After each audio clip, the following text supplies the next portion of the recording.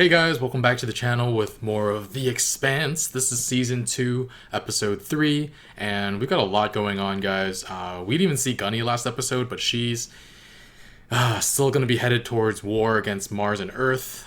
Don't know when that will start to come to a head. Christian was able to find out that Fred Johnson was actually innocent of... Well, he did kill the people at Anderson Station, but he did it without knowledge that they had surrendered. The UN lied to him to get them to do him to do their dirty work. And yeah, the crew of the Rocinante and Fred Johnson were able to take that station where the data was coming in from Eros. Miller killed Dresden, the head scientist. They did capture one scientist, or one guy who was strapped in, who I assume was a scientist. And yeah, hoping they can still learn enough. I don't know if the show will go in the way towards like salvaging this somehow, or if they're going to just try and destroy the protomolecule, wipe it from the solar system. It'll be interesting to see. Anyway, guys, if you want to watch the full reaction, you can check out Patreon in the link in the description below. We're also 1 week ahead over there as well, so check it out. And let's get started. Is that Deimos?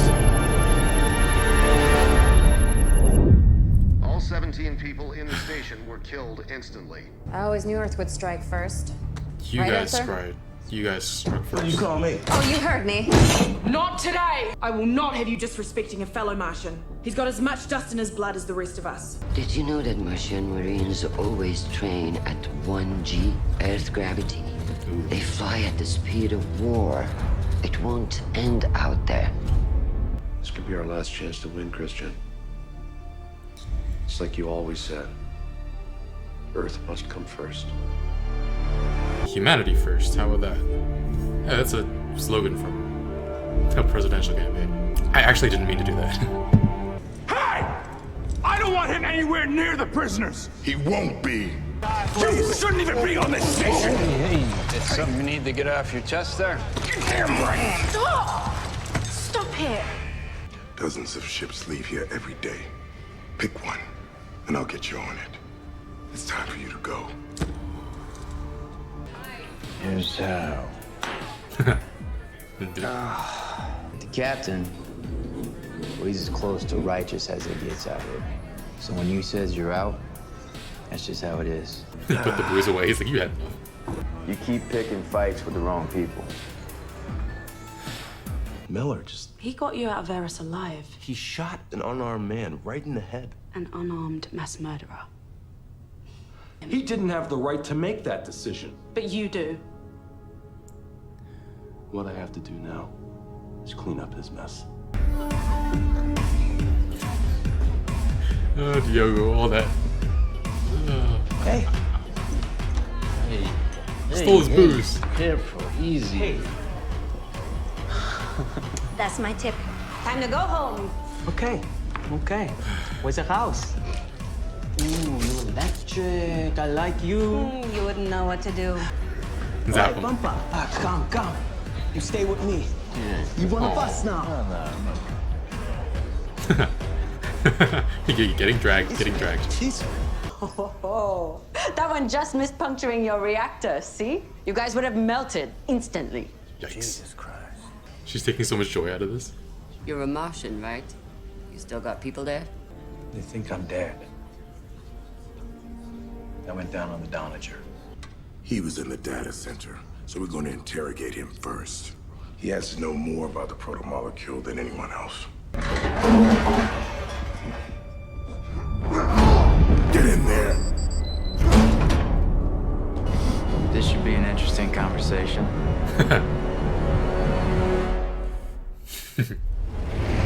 I see the way y'all look at me, huh? Like I don't belong here. I earned my iron, Hilly. Your family just bought your way into the Corps. That's enough. Settle down. Go fetch. Oh. We need you to make a vaccine. Why would I want to do that? Dresden is gone. You don't have to answer to him anymore. If he were here, thank him. He made me what I am today. Got a true believer here. Handball!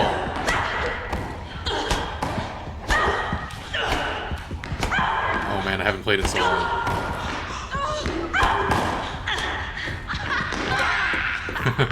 Oh my god. Those sounds are coming off arrows? Hottest beats maker on Tycho. Mad OBA pirate too. She jacked a cryptid data stream off this station we kill, but it come from Eros. Turn it off. Those belters you're jamming to, dead or dying. Or worse. That's why it's our anthem, Pampa.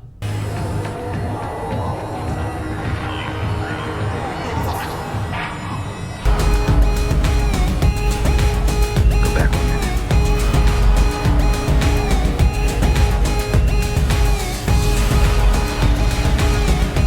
Son of a bitch! He was altered. Probably transcranial magnetic hyperstimulation. Part of his temporal lobe has been effectively erased. Which part? The part that governs empathy. You can do that with a magnet? I'm well aware of Private Travis's background and the shit that he gets for being born on Earth. If he'd been willing to talk, you'd be thrown at the brick right now, but he wasn't. That's how Martian he is. The sooner we have it out with Earth, the better. Well, I'm sorry to disappoint you. We're not going to Earth. We've been ordered to Ganymede Station to secure the food supply. Farm patrol. We're Marines. And we serve where we are ordered to serve. She's gonna revolt at some point. You hit send, and it's treason. If I do nothing, millions could die.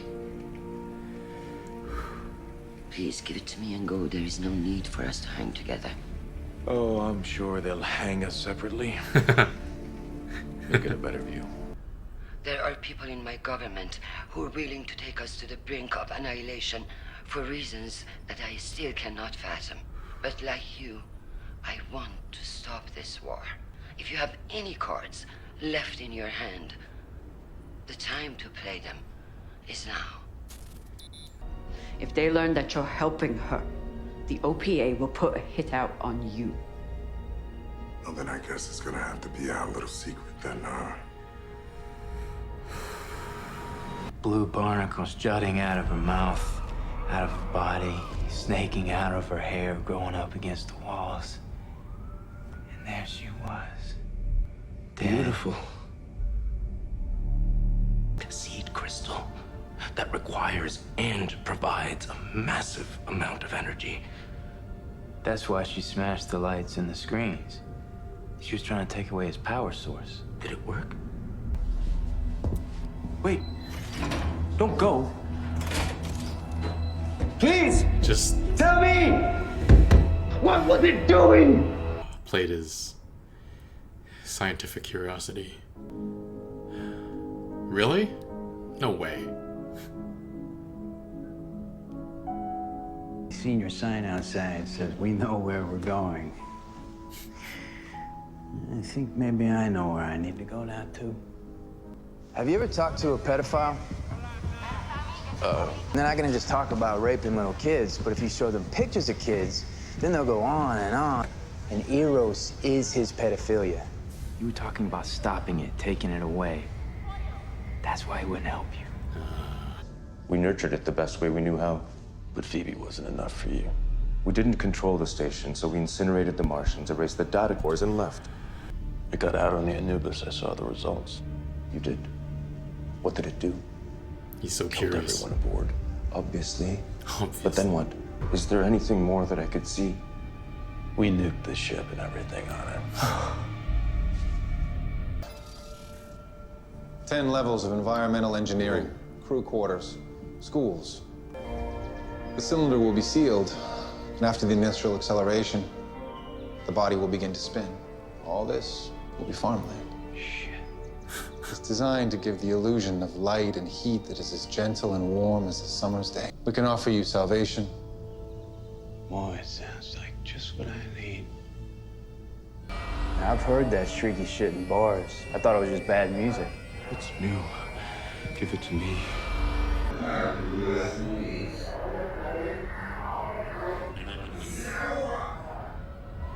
The universe just kissed me on the cheek. Are those people talking? Not people. Pulses. Counting down. counting down. Building something. Building what? We're going to find out.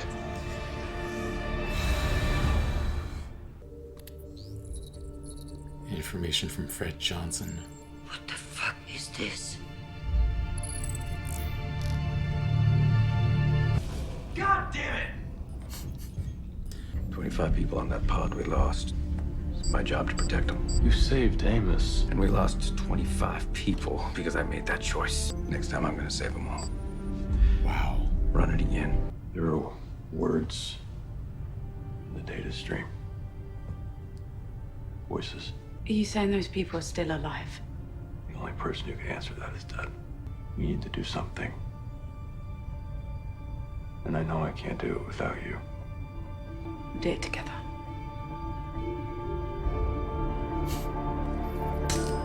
Cheeky grin.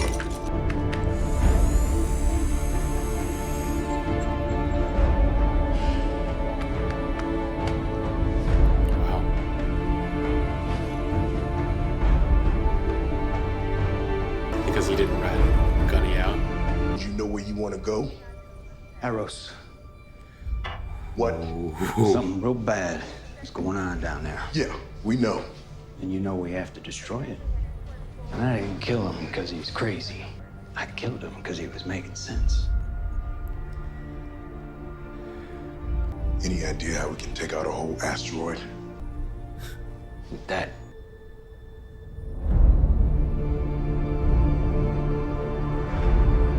What?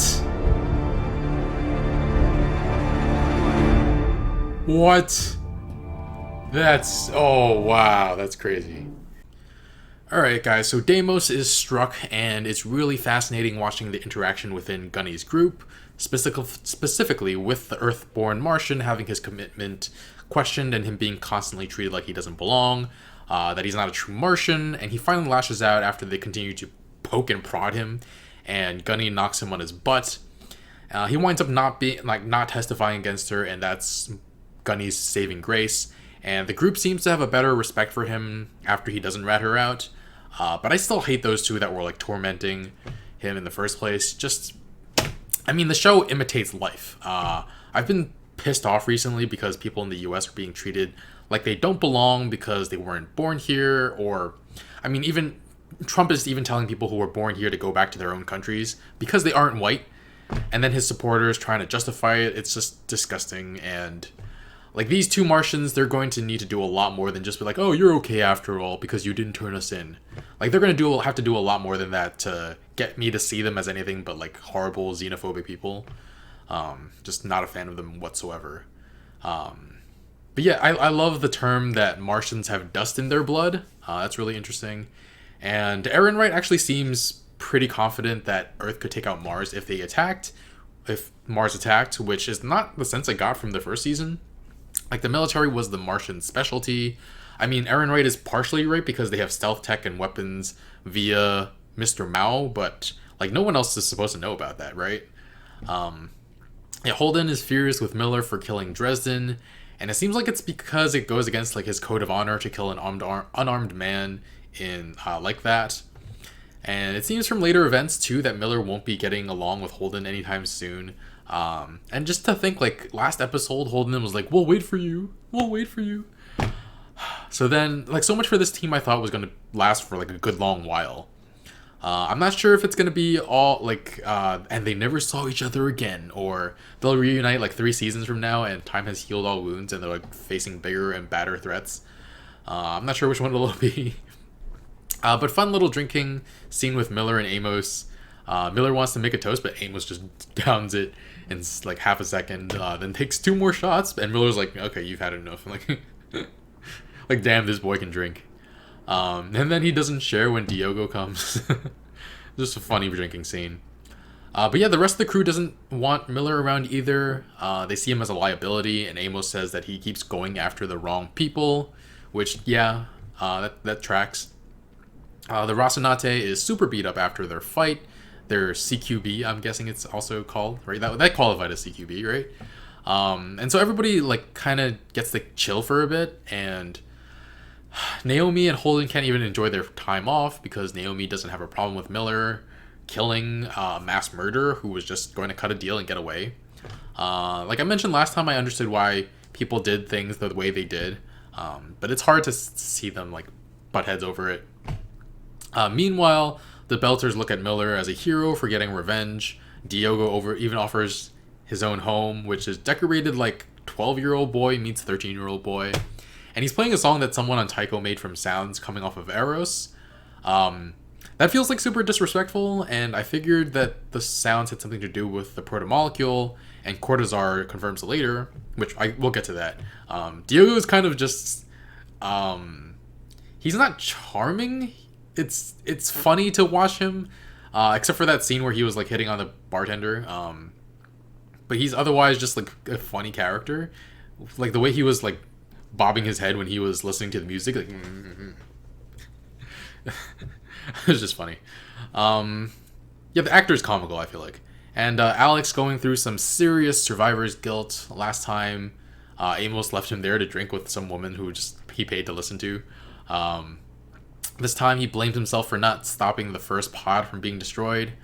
I mean, he did the best he could, and I know I mentioned therapy a lot on my channel, but it would solve so many problems. He seems to be spiraling quite a bit, and I guess all this practice could make him better, make him great, but at what cost? He's shown signs of being not unstable, but like pretty jumpy. When they were heading to Julie Mao's room, he drew his gun like in a very jumpy manner and was just like, Amos had to like calm him down. And apparently his family thinks he died a hero on the Donninger. I suppose he's trying to keep them safe by not reaching out to them. But yeah, I feel like, I'm not sure if... I feel like we're going towards a place where he might have, like, fall off a cliff at some point and just not be able to keep up, like, mentally.